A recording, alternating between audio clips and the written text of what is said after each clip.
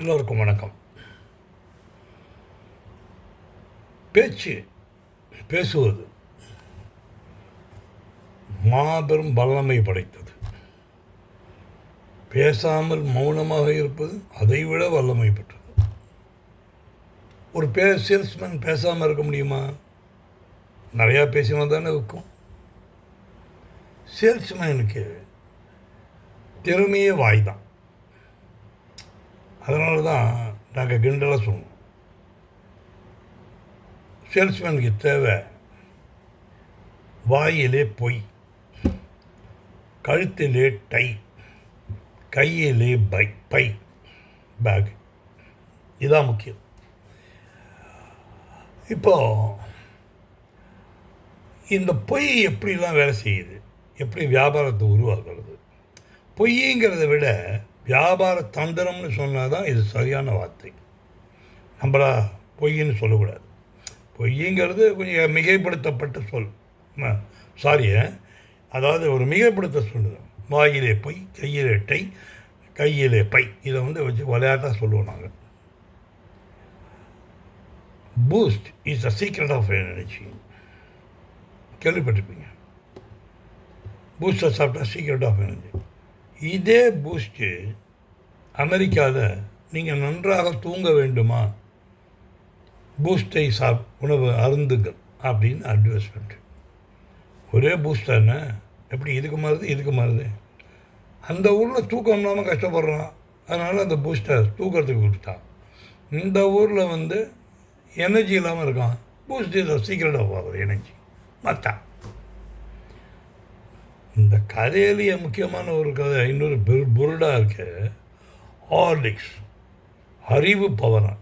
நீங்களாம் பார்த்துருப்பீங்கய்யா டிவியில். அறிவுக்கும் அதுக்கும் என்னையா சம்மந்தம்? சாப்பிட்றதுக்கு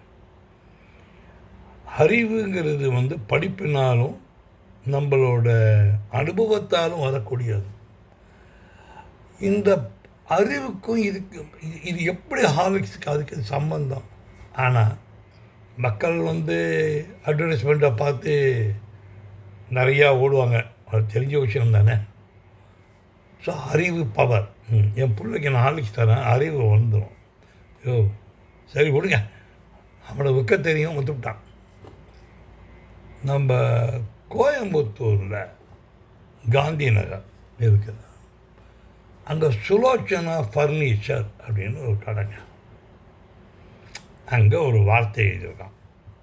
என்ன எழுதியிருக்கேன்னா, நீங்கள் கட்டில் வாங்கினால் சீக்கிரமாக தொட்டில் வாங்குவீர்கள். பாருங்கள், என்ன வார்த்தை பாருங்கள். நீங்கள் கட்டில் வாங்கினால் இங்கே தொட்டில் வாங்குவீர்கள். நீங்கள் சீக்கிரமாக இங்கேயே தொட்டில் வாங்குவீர்கள். புதுசாக கல்யாணம் ஆகணும், நான் அதில் தானே. ஓகே, அடுத்ததுக்கு வாழ்க்கை செட்டில் ஆகணுமே. உடனே அது ஒரு விருப்பப்பட்டு எல்லாரும் போய் அதில் போய் முட்ட ஆரம்பித்தாங்க. நம்ம வடிவேலு ஜோக்கு ஒன்று பார்த்துருப்பீங்க. உடுப்பா, சண்டைன்னா சட்டை கிழியாமல் இருக்குமா? இது ஒரு சொல்வாடை, ஒரு நல்ல அழகான வார்த்தை. இதை ஒரு கடைக்காரர் யூஸ் பண்ணுறாரு திருச்சியில். எமிட்டின் அப்படின்னு, எம்டீன்ஸ், எம்டின்னு சொல்லுது ஒரு கடை. இந்த கடையில் சட்டையை வாங்கினாலும் சண்டை போட்டாலும் கிழியாது அப்படிங்கிறத அவர் என்ன சொல்கிறார்? கிழியாத சண்டையிலும் கிழியாத சட்டை கிடைக்கும் அப்படின்னு போட்டார். என்னடா அது, சண்டையில் கிழியாத சட்டையா அப்படி சொல்லி கீழே எல்லாம் உள்ளுக்குள்ள கடையில் போய் கேட்டாக்கா அது என்னையா அப்படின்னா, ஒன்று கீழே படித்து பாருங்கள். கீழே படிச்சுன்னா சட்டையை மடித்து கீழே வச்சு விட்டு சண்டை போட்டுங்க அப்படின்ட்டு. பார்த்துட்டு சிரிக்காத இளைஞிகள் யாருமே கிடையாது. வந்தாங்க, உள்ளுக்குள்ளே கும்பல் வந்துருச்சு. இந்த கும்பலை பார்த்து இன்னும் நிறையா கும்பல் வரும். எப்போவுமே தண்ணியில் ஏதாவது 10 பேர் எட்டி பார்த்தாங்கன்னா எல்லோரும் எட்டி பார்ப்பீங்க. அப்புறம் என்னவோன்னு அவன் நீங்கள் ஒரு கடத்தருக்கு சுற்றிட்டு ஒரு 4 மணி நேரம் கழிச்சு பார்த்திங்கன்னா அங்கே பெரிய கும்பலே இருக்கும். ஏதாவது ஒருத்த கதை விட்டுருப்போம். இந்த அங்கே போச்சு இங்கே போச்சுமா, என்ன போச்சுன்னு சொல்ல மாட்டான். அது மாதிரி அந்த கடையில் ஒரு கும்பல் சேர ஆரம்பிச்சிது. பார்த்தாங்க, சரி கடைக்குள்ளே வந்தாச்சே, அவனை வாங்க வேண்டாம், அவனை வாங்க வைக்கிறது கடைக்காரங்களோட ஒரு முக்கியமான வேலை.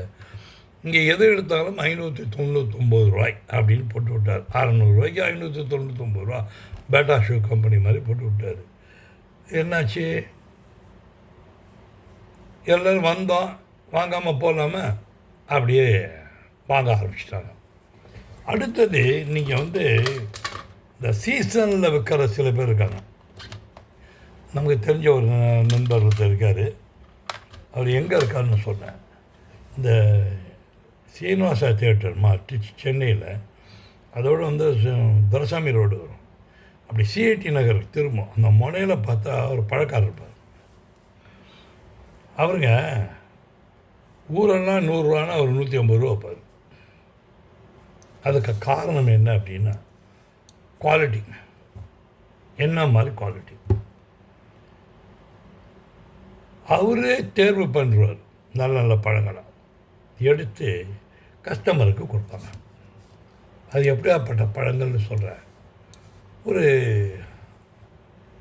அவர்கிட்ட பார்கெயின்லாம் பண்ண முடியாது. No discount, nothing.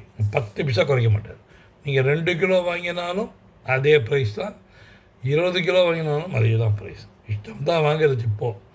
ஏன் அப்படின்னா அவருக்கு கிட்டத்தட்ட ஒரு 1000கணக்கான கஸ்டமர்ஸ் செட் ஆகிட்டாங்க. என்ன காரணம்? Quality quality quality quality quality make a best salesman always. Quality தான் நல்ல சேல்ஸ்மேனை உருவாக்கும். அவர் எப்படின்னா கொய்யாப்பழம் வைப்பார்.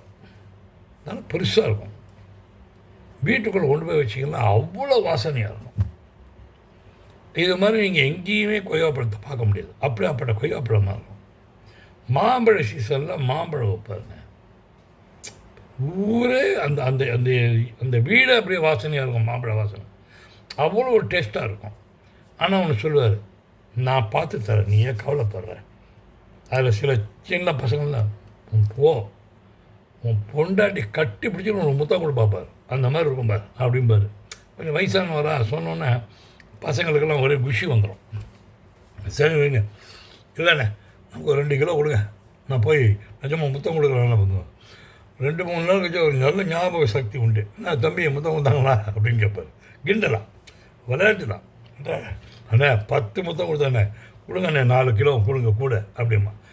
இது எப்படின்னா முதல்ல நல்ல சந்தோஷம், மூஞ்சியை உருன்னு வச்சுக்கக்கூடாது. சேல்ஸ்மேனில் சந்தோஷமாக மூஞ்சியை வச்சுக்கணும். 2வது அழகாக ஷேவ் பண்ணியிருக்கணும். நல்லா ஜம்முன்னு ட்ரெஸ் பண்ணியிருக்கணும். இது எல்லாத்துக்கும் பொருத்தம் கிடையாது. கடைக்காரங்களாக இருக்கணும். இந்த மாதிரி டை கட்டிட்டு விற்கக்கூடிய வியாபாரம் இருக்குது, அதுக்கு அது மாதிரி இருக்கணும். ஓகே, இது மாதிரி தான். இப்போ இவர் நல்லா விற்றுக்கிட்டு இருக்காரு. இவருக்கு ஒரு பெரிய அந்த கஸ்டமர் கூட்டம்னு சொன்னேன், நல்ல கூட்டம் எப்போவுமே. அவர் அங்கே எவனும் பார்கெயின் பண்ண மாட்டான். அண்ணாச்சி நமக்கு ஒரு 4 கிலோ பழம் கொடுங்க, அவ்வளோதான் முடிஞ்சு போச்சு. கொடுக்குறேன், நல்ல பழமாக நானே எடுத்துறேன், நீங்கள் ஒன்றும் எடுக்க வேணாம் கொடுங்க அப்படிம்பார். அதாவது அவ்வளோ உரிமை எடுத்துக்கிட்டு செய்வார் அவர். இப்போ வாங்கிட்டு வாங்க, இந்த 3 பழம் இருக்குது பார்த்தீங்களா, இது 2 நாள் கழிச்சு சாப்பிடுங்க, இதை 2 நாள் வச்சுங்க 3 பழத்தை அப்படிம்பார்.